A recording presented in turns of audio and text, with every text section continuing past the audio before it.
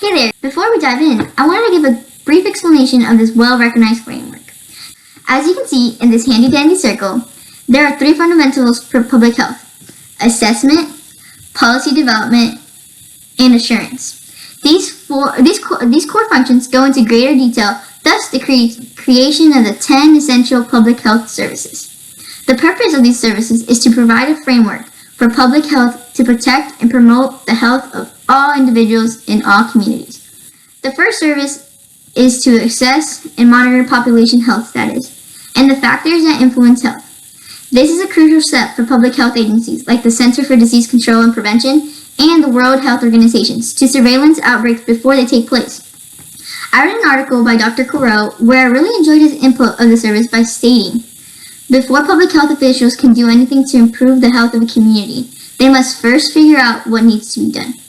Within the monitoring phase, there is report analysis, conducted surveys, and lab sample testing that can get us a better picture of what we're going up against. Now, in the case of Corona, from January to June, COVID-19 has become a global pandemic that brought the United States to a standstill. Even though we felt the major effects back in March when we were put in lockdown, the World Health Organization has had their doubts about the COVID-19 virus back in January.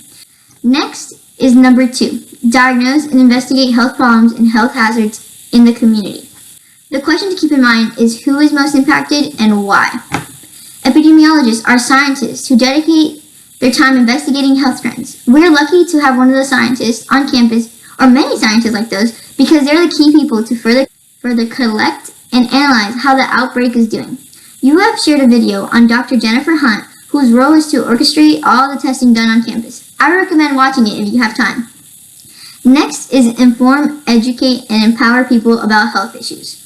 We are experiencing this today with the increase of health promotion through the sharing of the decision-making choices made by the public health officials. An example is the mask mandate and washing our hands frequently. Next is number 4, mobilize community partnerships in action. This goes along with what was said in the previous step about how the general public becomes aware of the situation and are told to take action. This can be traced back to the time in late March when the stay-at-home order took into effect for better prevention and reduction of spread.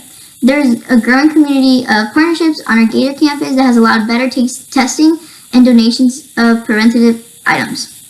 Number 5, develop policies and plans to support individual and community health efforts. This is to better protect health and guide better public health practice. We experienced this with the travel ban that took place back in March. This was done to be more strict on what was coming to the United States in hopes of reducing the spread. Number 6, enforce laws and regulations that protect health and ensure safety. I would say this is a step that has become more strict and looks for a change. Support of compliance efforts and enforcement may be needed in the service to regulate the protection and promotion of health. Do you remember when they placed that curfew and threatened to give us fines if you were stopped after hours? This is an example of this essential service. Number 7, link people to needed personal health services. I remember that as soon as I was COVID positive, I received a phone call from a local health center calling to provide services if needed during my quarantine. Our school has an excellent job of the multitude of health services on campus. Number 8, assure a competent public and personal health care workforce. The public health workforce standards have to be up to par, especially when dealing with a virus that we're not 100% sure about. Our health specialists are receiving the most up-to-date trainings possible to provide us the best care and treatment. Number 9, evaluate effectiveness, accessibility, and quality of personal and population-based health services. This service is to see if the health initiatives actually work and are providing efficient services. So much research is still needed for not only coronavirus, but for other public health topics as well. Science is constantly changing, thus the need for investigation is always on high demand. The last service is number 10, is build and maintain a strong organization infrastructure for public health. This is important because with the crazy world today, it is important to keep in mind that the managing of financial and human resources effectively is there so there can be an equal care provided in the community, along with being on the same page of decision making with all the roles, whether it's in public health or not. Thank you for watching this video and I hope you enjoyed it.